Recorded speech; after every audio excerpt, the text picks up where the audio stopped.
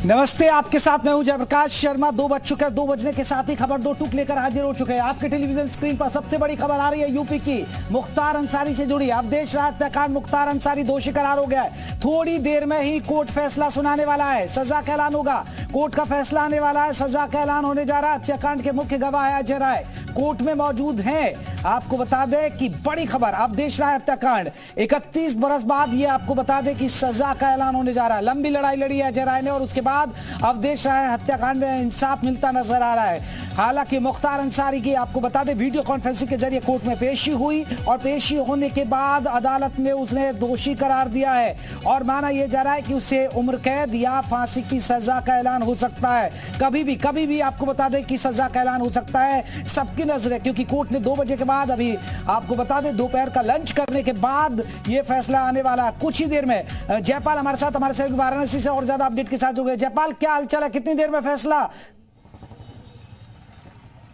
बिल्कुल, देखिए एक बार फिर से कोर्ट बैठ चुकी है और जज जो है वो कोर्ट रूम में पहुंच चुके हैं और दोनों पक्षों के लोग इस वक्त कोर्ट रूम में मौजूद हैं। मुख्य गवाह की बात करें तो अजय राय और उनके वकील कोर्ट रूम में पहुंचे हैं और अब से थोड़ी देर में यानी कुछ ही मिनटों में मुख्तार अंसारी के खिलाफ फैसले का ऐलान होगा। वीडियो कॉन्फ्रेंसिंग के जरिए बांदा जेल से मुख्तार अंसारी भी कोर्ट से जुड़ा हुआ है और ऐसे में अभी दोनों पक्षों की ओर से बहस होगी और बहस के बाद कोर्ट फैसले का ऐलान करेगी।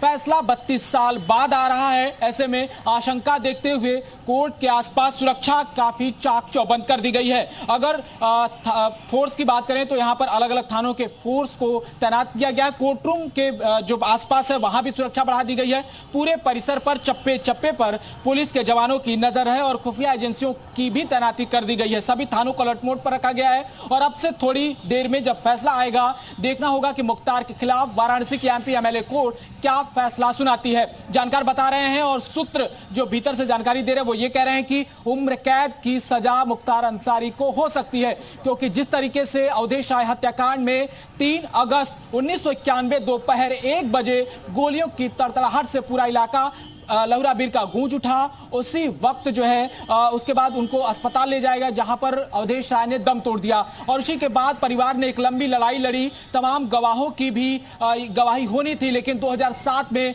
इसी कचहरी परिसर में बम ब्लास्ट हुआ और उसी वक्त अगर ये बम ब्लास्ट ना हुआ होता तो फैसला आ सकता था कोर्ट की तरफ से क्योंकि गवाही जो है मुख्य रूप से अजय राय की होनी थी और उसी गवाही को कलमबद्ध करते हुए कोर्ट फैसले लिख देता। लेकिन उस वक्त बड़ा बम ब्लास्ट हुआ और उसके बाद फैसला लंबा टलता गया और मुख्तार की ऐसी धमक थी, ऐसी खौफ थी कि कोई भी गवाह गवाही देने से कतराता रहा और आज जब सरकार बदली तो लोगों के हौसले बुलंद हुए और लोगों ने गवाहियां देनी शुरू की और हालत यह है कि मुख्तार अंसारी ने पूरा जो केस डायरी है वो ही गायब करवा दिया और ओरिजिनल कॉपी तक कोर्ट में सबमिट नहीं हो पाई जिसके चलते आज इतनी लंबी संघर्ष के बाद जो है अवधेश राय हत्याकांड में मुख्तार अंसारी को सजा का ऐलान होने जा रहा है। इंतजार किया जाना चाहिए, कुछ ही मिनट बाद यहां से मुख्तार अंसारी के खिलाफ सजा का ऐलान होगा। लेकिन सजाएं क्या हो सकती है? धारा 302 के तहत आईपीसी की जो प्रोविजंस हैं उसमें कहा जा रहा है या तो फांसी या उसके बाद उम्र कैद की सजा होगी। लेकिन जो वकील हैं, जो अधिवक्ता हैं, वो ये कह रहे हैं कि उम्र कैद की सजा हो सकती है। हमने भी अजय राय के वकील यानी जो अवधेश राय हत्याकांड में मुख्य रूप से वहां पर बहस कर रहे हैं उनसे जब बातचीत की तो उनका कहना था कि कुल 6 आरोपी हैं, 1 अज्ञात आरोपी है जबकि 5 नामजद आरोपी हैं जिनमें से एक का मामला वाराणसी की अदालत में है, एमपी एमएलए कोर्ट में है जिसका नाम मुख्तार अंसारी है, जबकि 4 ऐसे लोग हैं जो इलाहाबाद हाई कोर्ट में जिसका मुकदमा चल रहा है। अभी उन पर फैसला आना बाकी है लेकिन मुख्तार दोषी करार हो गया है और ऐसे में अब फैसले की घड़ी है। बिल्कुल फैसले की घड़ी है। लौटेंगे विशाल भी हमारे साथ है। विशाल, क्या अपडेट अभी? कैंट थाने में एफआईआर दर्ज होती है और इसमें इस बात का जिक्र किया जाता है कि मुख्तार अंसारी ने अपने प्रभाव से वो जो केस डायरी है इस पूरे मामले की वही गायब करवा दी है। हालांकि इस पूरे मामले को लेकर लगातार विवेचना जब चल रही थी तब 2007 में जब इस पूरे मामले में जब लास्ट जब हियरिंग चल रही थी उसी वक्त ही कोर्ट के बाहर एक धमाका होता है, बम विस्फोट होता है जिसके बाद जो अभियुक्त होता है वो इस पूरे मामले में राकेश वो ये कहता है कि उसकी जान को खतरा है और इसको लेकर वो अपील करता है। तो ऐसे में इस पूरे मामले को लेकर इलाहाबाद हाईकोर्ट में भी पूरा मामला हो जाता है। जाता है। उसके बाद वाराणसी के जो MP MLA कोर्ट है वहाँ से इसको ट्रांसफ़र किया जाता है, चूँकि हर जिले में MP MLA कोर्ट में इस पूरे मामले की सुनवाई होती है। तो उसी तहत जो है मुख्तार अंसारी पर आज MP MLA कोर्ट जो है वो कुछ देर में फैसला सुना सकती है। और ये कहा जा सकता है कि इस पूरे मामले में चूँकि एक लंबा अरसा जो है वो बीत चुका है। अवधेश राय हत्याकांड उत्तर प्रदेश के पूर्वांचल का सबसे बड़ा।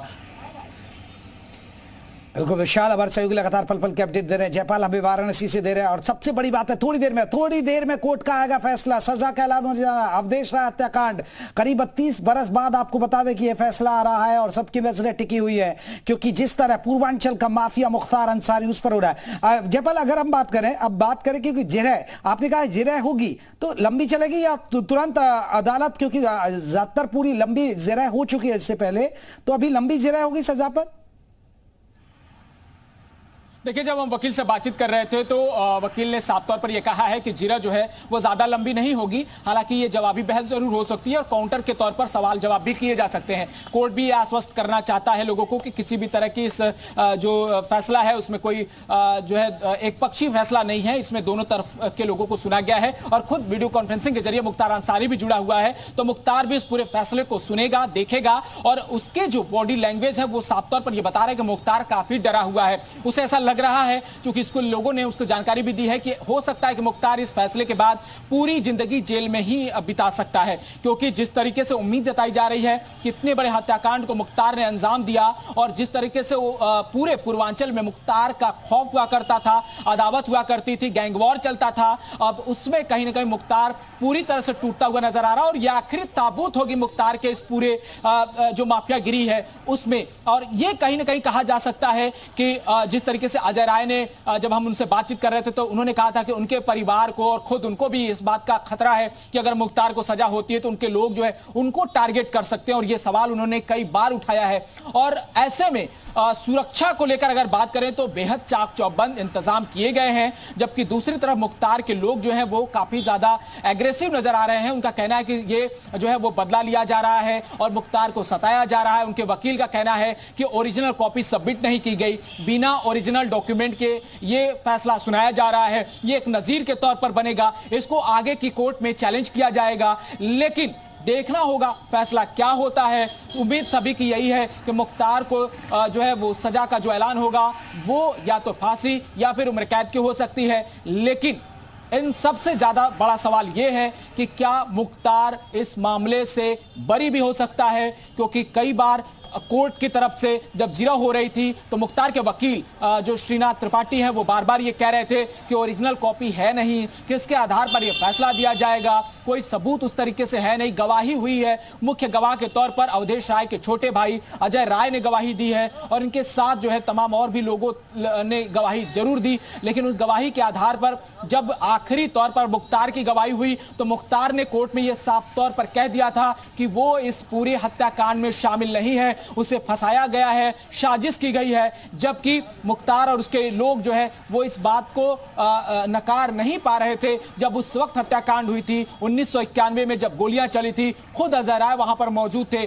कहा यह जा रहा था कि गाड़ी जो है वो खराब हुई थी, उसमें से जो मोबिल है वो गिर रहा था और उसी को देखने के लिए जब ड्राइवर समेत जो अवधेश राय है वो नीचे उतरे और इसी का फायदा उठाते हुए एक वैन आती है जिसका दरवाजा खुलता है और वहां से गोलियां चलनी शुरू हो जाती हैं। इसके बाद जवाबी गोली भी इधर से चलाई जाती है। तब तक गोलियों की तड़तड़ाहट से अवधेश राय का जो शरीर है वो छलनी हो जाता है और आनन फानन में उन्हें अस्पताल में भर्ती करा दिया जाता है, लेकिन डॉक्टर जो है उन्हें मृत घोषित कर देते हैं। जिसके बाद ये फिर मामला लगातार आगे बढ़ता गया और आज 32 साल बीत गए इस पूरे मामले को लेकर। अब नतीजा ये हुआ कि ऐसे में मुख्तार अंसारी जब साल 2005 से ही बांदा जेल में बंद है, आज उसके किस्मत का फैसला वाराणसी की MP MLA कोर्ट से होने जा रहा है और यह बड़ा फैसला होगा। यही एक टर्निंग पॉइंट है जब मुख्तार को ये एक तरह से आभास हो जाएगा कि उसकी जिंदगी जो है वो सलाखों के पीछे बीतेगी या वो कभी बाहरी दुनिया से भी अब मुखातिब हो पाएगा। एक समय था जब मुख्तार पूरे पूर्वांचल में अपना सिक्का चलाता था। मुख्तार जिस चीज पर अपना हाथ रख देता था वो पूरी चीज उसकी हो जाती थी। उसके लोग मुख्तार के नाम पर पूरे जो बाजार से पैसे उतारा करते थे, हफ्ता वसूलते थे और व्यापारियों से वो काफी ज्यादा पैसे लेते थे, रंगदारी वसूलते थे और एक तरह की गोलियां जो है उनके ऐसा लगता था कि वो जहां चलते हैं वो अपने जेब में गोलियां भर के चलते हैं। किसी से भी कोई भी बातचीत हो गई, कहा सुनी हो गई, वो उसी वक्त गोली चला देते थे, जान ले लेते थे किसी की भी। और यही कारण है कि मुख्तार पर अब तक 61 मुकदमे दर्ज हैं, जिनमें ज्यादातर मामले जो है वो हत्या के मुकदमे हैं।